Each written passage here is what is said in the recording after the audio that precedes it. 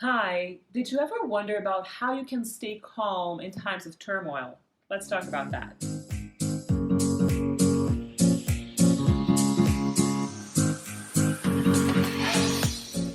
Hi, today we're going to talk about how to stay calm in times of turmoil. So, I'm Paola Ranova, and today I'm here in a different situation than most days in my routine because we are going through a turmoil regarding a pandemic disease. And a few of my experiences with turmoil have allowed me to observe things that I want to share with you that I know you will also be able to take advantage from.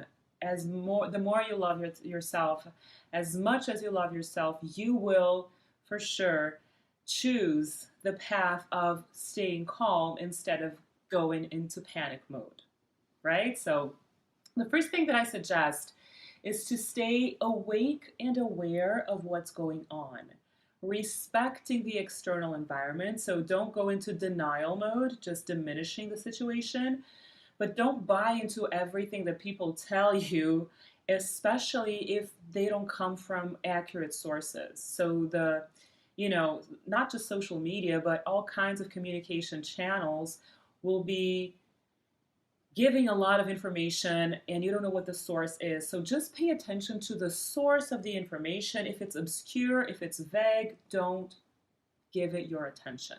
Don't validate it, all right? That's one of the things that helps you stay awake and aware of what's going on regarding the external world.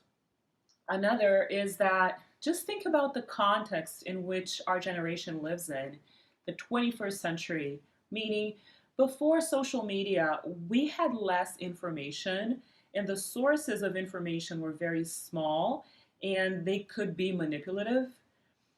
And depending on what the media decided to tell us, we would feel good or bad about the world because we were being fed specific information, right?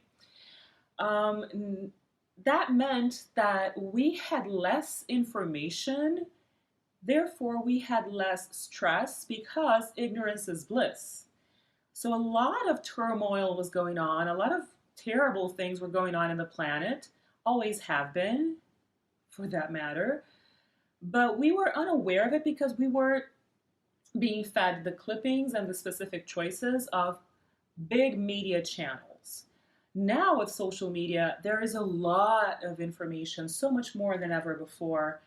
And because we have more information, we do have more stress. So we have less ignorance, right? We're more informed, but we are bombarded by so many sources of information that we do get more stressed. And because of different perspectives and different intensities, we become overwhelmed, and that adds to the stress.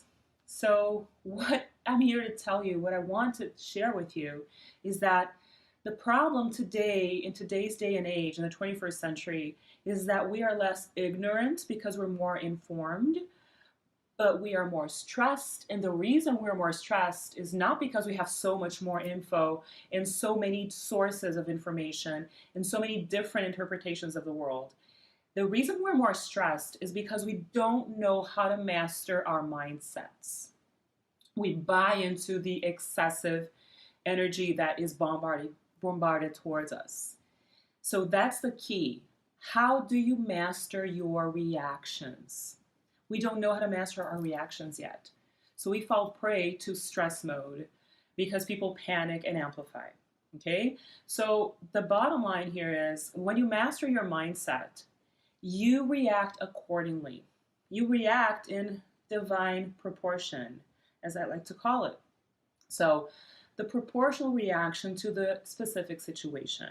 When you're vague or amplified about what the situation is, you're not going to react accordingly and you're going to get stressed. So, it's really about just being centered and knowing how to master your mindset and therefore how to master your reactions. The next thing I want to tell you about is how then do you keep yourself centered? What are the ways, what are the keys to keep yourself centered? The first thing I suggest is to observe before you react. We tend to react on autopilot without thinking, especially when we're in fear mode and being triggered all the time. So instead of falling prey to external pressure, take a break, observe, discern, and don't react on autopilot. Just observe before you react. When it's time for action, be proactive instead of reactive, right? So, and being proactive does not mean that you're going to be panicking. Being proactive doesn't mean you're going to be neurotic about things, all right? Being proactive means you've observed and you're choosing how to react instead of just going with the flow in kind of a mass behavior because of external pressure. Another thing that I really highly recommend you do is to cultivate centered thoughts. You can choose the thoughts that you think. You can choose centered thoughts. So just a really very short recap of things I've been saying for a long time. Your thoughts create your reality. And the path between your thoughts and the creation of your reality is thoughts create emotions. If you think a good thought, you will feel good. If you think a bad thought, you will feel bad. So thoughts create emotions, and your emotions create vibrations. And those vibrations create your external reality. Those vibrations are the law of attraction. So those vibrations will attract a specific manifested experience. So you can choose your thoughts even in the midst of turmoil. You really can. So affirmations will help you hypnotize your subconscious mind. You want to do that because your subconscious mind is totally reactive. It has no discernment, and it believes that the external world is you. And what I'm saying is that the external world is the experience you create, but it's the opposite.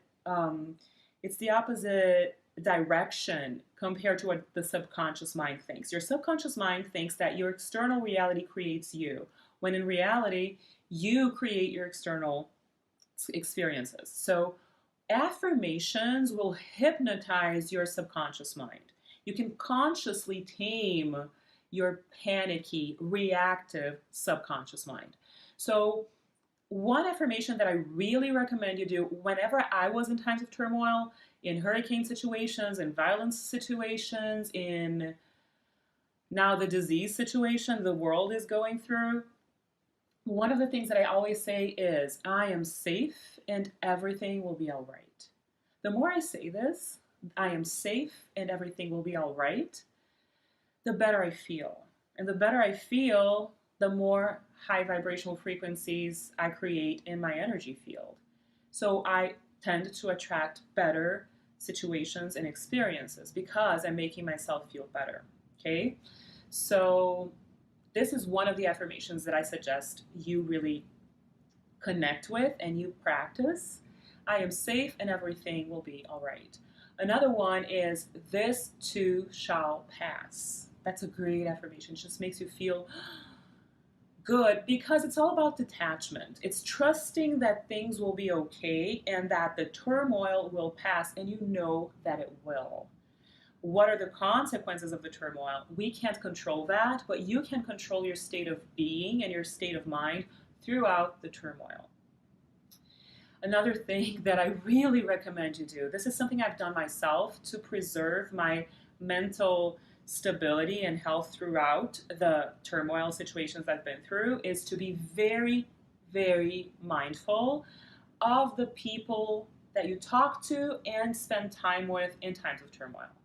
Okay, I've been through 4 hurricane situations in my life, 1 in Mexico, 3 in Florida. And one of the things that I instinctively did to protect my energy was to not be in touch with panicky people, with tragedy-minded people, people who would drain my energy. So what happens when you're around panicky people and people who amplify tragedies, because there are different types of people in the world, right? But there's some specific people that they get a high out of tragedies. They feel useful. They feel that, oh, finally life makes sense because we're going through a tragedy or something like that. They have, their pleasure centers are distorted, so they have a weird pleasure in the tragedy moments, in the low vibrational frequency experiences.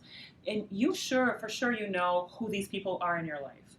So when the world is going objectively through a delicate situation, be very mindful of the people you surround yourself with, the people you talk to, and the people you spend time with. Because if you don't do that, there are two consequences that will diminish your inner strength and your stability and your calm, which are, first of all, you're going to get sucked into their mindset and you're going to start panicking again. So you really want to avoid dramatic people. And the second option, the second situation, is that you may be their strength, meaning you may end up being the one that has to calm them down, and you're going to be drained because a lot of energy is already being required for you to keep yourself centered. And then you're still going to have to calm down the panicky adult next to you. Give me a break. Don't do this to yourself, okay? So the best thing to do if you have dramatic people around you is to set healthy boundaries and stay away from them. No guilt there, because it's their learning experience. Everybody's learning in every experience, be that challenging or joyful, but maybe these dramatic people have to learn how to hold their horses, and you're not going to be the one to be drained by their panicky mindsets. All right? That's really another important thing that I really wanted to share with you. Another is that you can connect to your higher self any given time, even if you're going through turmoil. Because regardless of what's going on in the external world, there's an underlying peace within you that you can connect at any time. You can connect to that anytime, all right? There's an unshakable inner force that's called your higher self within that you can contact anytime through meditation, not through prayer. When you pray to an external God to please help you, that's another thing. What I'm talking about is the unshakable inner force inside you that you connect with through silence and meditation. So I really suggest you do that. In times of turmoil, at least 10 to 15 minutes a day. That's a practice we should do daily, regardless of turmoil, catastrophes, or happy, joyful experiences. Being with yourself for 10 to 15 minutes a day to connect with your higher self is just, a given for anyone who's willing to love himself or herself better. But especially in times of turmoil, 15 minutes with yourself, connecting to your higher self, you can calm yourself down. And you can suggest to people who are panicking around you to do the same. Just tell them, take a deep breath, just sit still and meditate for 15 minutes. Just be by yourself, be quiet for 15 minutes, and everyone will benefit from your inner peace. Okay? Another information that's important, I think, for you guys is that safety is a content, it's an issue, it's an experience that relates to the root chakra, right? The root chakra is a center of consciousness in our bodies that is in the lower spine, right? It's really important. It keeps us stable and safe and healthy. So safety is a root chakra, is the domain of the root chakra. And regarding safety, when we're in times of turmoil, it's basically two situations: either natural catastrophes, hurricanes, earthquakes, tornadoes, floods, whatever it is, or diseases. So our safety is challenged by natural catastrophes and by pandemic diseases or epidemics, whatever you want to call it. Depending on the situation, it's an epidemic or a pandemic. So natural catastrophes and diseases. When it comes to dealing with diseases, there's something specific you need to know. When it comes to natural catastrophes, it's the external world, challenging your safety. That's one story. And you have to keep a very powerful peaceful mindset to deal with that, to take inspired action to deal with natural catastrophes. When it comes to diseases, it has everything to do with your immune system. And this is, I believe, the most important piece of this talk that I'm having with you. Your immune system is your soul. It's a manifestation of your soul. So the stronger your soul is, the stronger your immune system is. I was reading the book Women Who Run with the Wolves, which is possibly my favorite book in the planet.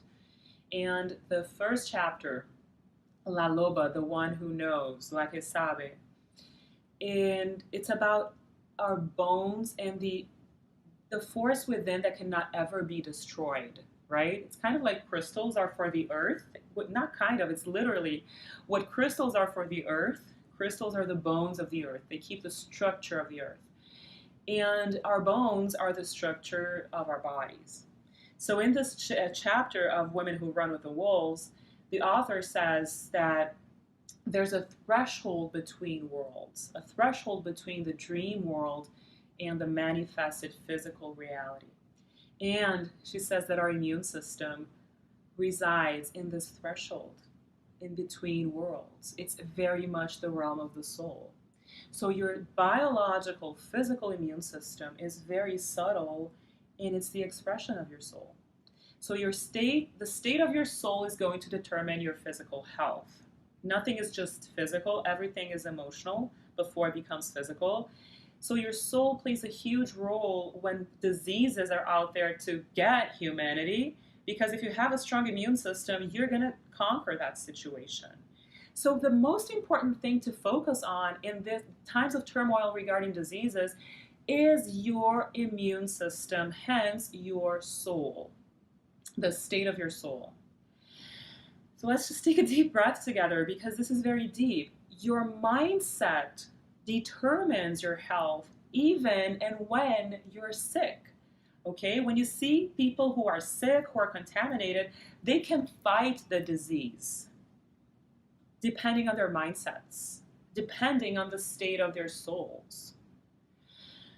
So instead of holding on to complex spiritual explanations, 10,000 astrological reasons why this is happening, or obscure authorities saying this or that about how to take care of yourself, take care of your immune system, take care of your soul and your body by eating healthy, because that boosts the immune system.